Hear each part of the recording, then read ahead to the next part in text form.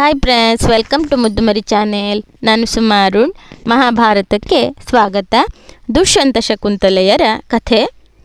ಪುರುವಿನ ವಂಶದಲ್ಲಿ ದುಷ್ಯಂತ ಎಂಬ ರಾಜನು ಶೂರನಾಗಿದ್ದನು. ಒಮ್ಮೆ ಅವನು ಚದುರಂಗ ಬಲದೊಂದಿಗೆ ಬೇಟೆಯಾಡಲು ಅಡವಿಗೆ ಹೋದನು. ಕ್ರೂರ ಪ್ರಾಣಿಗಳನ್ನು ಬೇಟೆಯಾಡುತ್ತಾ ಒಂದು ಸುಂದರವಾದ ಜಿಂಕೆಯನ್ನು ಬೆನ್ನಟ್ಟಿ ಹೋದನು. ಆಗ ಕೆಲವು ತಪಸ್ವಿಗಳು ದುಷ್ಯಂತನಿಗೆ, ರಾಜನೇ, ಈ ಜಿಂಕೆಯನ್ನು ಕೊಲ್ಲಬೇಡ, ಇದು ಆಶ್ರಮದ ಜಿಂಕೆ. ಸಮೀಪದಲ್ಲಿಯೇ ಕಣ್ವ ಮಹರ್ಷಿಗಳ ಆಶ್ರಮವಿದೆ, ಕುಲಪತಿಗಳನ್ನು ಕಂಡು ಹೋಗು ಎಂದು ಹೇಳಿದರು. ಆಗ ದುಷ್ಯಂತನು ಬಿಲ್ಲಿನಿಂದ ಬಾಣವನ್ನು ಹಿಂತೆಗೆದನು. ಕೂಡಲೇ ಆ ತಪಸ್ವಿಗಳು ಚಕ್ರವರ್ತಿಯಾಗುವ ಮಗನನ್ನು ಪಡೆ ಎಂದು ಹರಸಿ ಹೋದರು. ದುಷ್ಯಂತನು ಸೇನೆಯನ್ನು ದೂರದಲ್ಲಿ ಬಿಟ್ಟು ಕವಚ, ಧನಸ್ಸು, ಬಾಣಗಳನ್ನು ರಥದಲ್ಲಿಟ್ಟು ವಿನೀತನಾಗಿ ಆಶ್ರಮದ ಕಡೆ ಬಂದನು. ಅನುಮಾಲಿನಿ ನದಿಯ ತೀರದಲ್ಲಿಯೇ ಸೇನೆಯು ಬೀಡು ಬಿಟ್ಟಿತ್ತು. ಸುಂದರವಾದ ವನಸಿರಿಯನ್ನು ನೋಡುತ್ತಾ ಬಂದ ದುಷ್ಯಂತನು ಆಶ್ರಮದ ಹತ್ತಿರದಲ್ಲಿ ಹುಲಿ, ಸಿಂಹ ಮುಂತಾದ ಕ್ರೂರ ಪ್ರಾಣಿಗಳೂ ಸಹ ಕ್ರೂರತನ ಬಿಟ್ಟಿರುವುದನ್ನು ಕಂಡನು.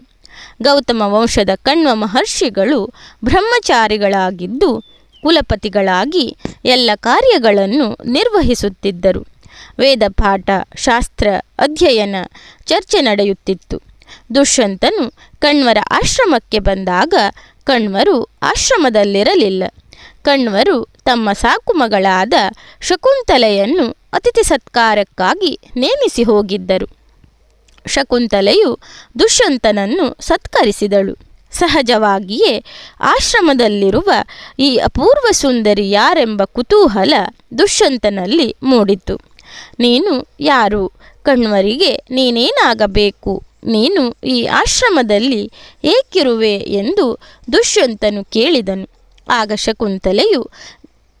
ಶಕುಂತಲೆಯ ಗೆಳತಿಯರಾದ ಪ್ರಿಯಂವದ, ಅನುಸೂಯ ಶಕುಂತಲೆಯ ಪೂರ್ವವೃತ್ತಾಂತವನ್ನು ಹೇಳಿದರು.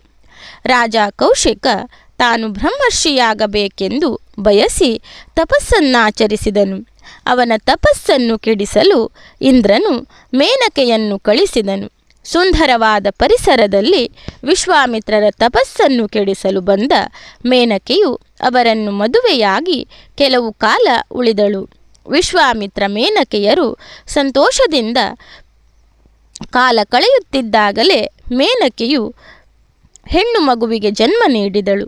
ತಾನು ಬಂದ ಉದ್ದೇಶ ಮರೆತು ಸಂಸಾರಿಯಾದವಳು ನಂತರ ಮಗಳನ್ನು ಹಾಗೂ ಋಷಿಯನ್ನು ಬಿಟ್ಟು ಹೊರಟು ಹೋದಳು. ವಿಶ್ವಾಮಿತ್ರ ಮಹರ್ಷಿಯೂ ಸಹ ಮಗುವನ್ನು ಬಿಟ್ಟು ತಪಸ್ಸಿಗೆ ತೆರಳಿದನು.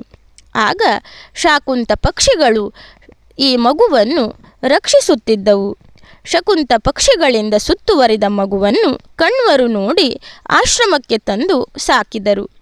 ಶಾಕುಂತ ಪಕ್ಷಿಗಳು ಸಾಕಿದ್ದರಿಂದ ಆ ಮಗುವಿಗೆ ಶಕುಂತಲೆ ಎಂದು ಹೆಸರಿಟ್ಟರು ಎಂದು ತಿಳಿಸಿದಾಗ ದುಷ್ಯಂತನು ಅವಳನ್ನು ಮದುವೆಯಾಗ ಬಯಸಿದನು.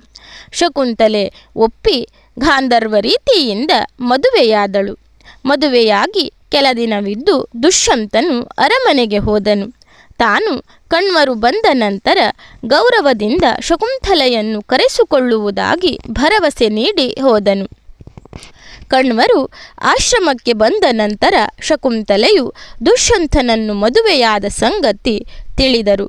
ದುಷ್ಯಂತನಿಂದ ಏನು ಆಮಂತ್ರಣ ಬರದಿದ್ದಾಗ ಶಕುಂತಲೆಗೆ ನೋವಾಯಿತು.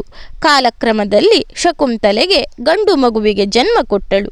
ಕಣ್ವರು ಆ ಮಗುವಿಗೆ ಸರ್ವದಮನ ಎಂದು ಹೆಸರಿಟ್ಟರು.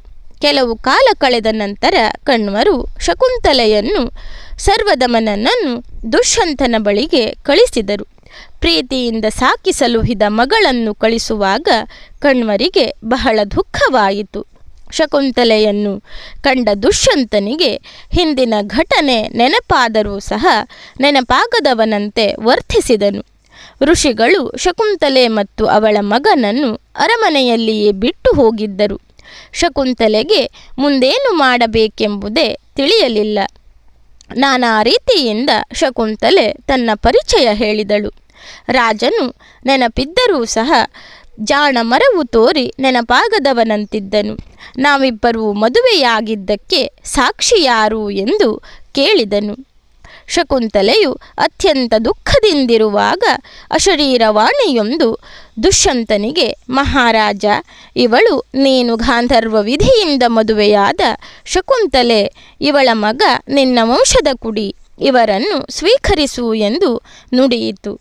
ದುಷ್ಯಂತನು ಶಕುಂತಲೆಯನ್ನು ಕುರಿತು, ನನ್ನನ್ನು ಕ್ಷಮಿಸು ಮಹಾರಾಜನೇ, ಹೀಗೆ ಅನ್ಯಾಯ ಮಾಡಿದ್ದಾನೆಂದು ಜನರು ತಪ್ಪು ತಿಳಿಯಬಾರದು. ಧರ್ಮ ಮಾರ್ಗದಲ್ಲಿ ನಡೆದುದು ತಿಳಿದರೆ ಯಾವುದೇ ತೊಂದರೆ ಇರುವುದಿಲ್ಲ ಎಂದು ಶಕುಂತಲೆ ಮತ್ತು ಸರ್ವದಮನನನ್ನು ಸ್ವೀಕರಿಸಿದನು.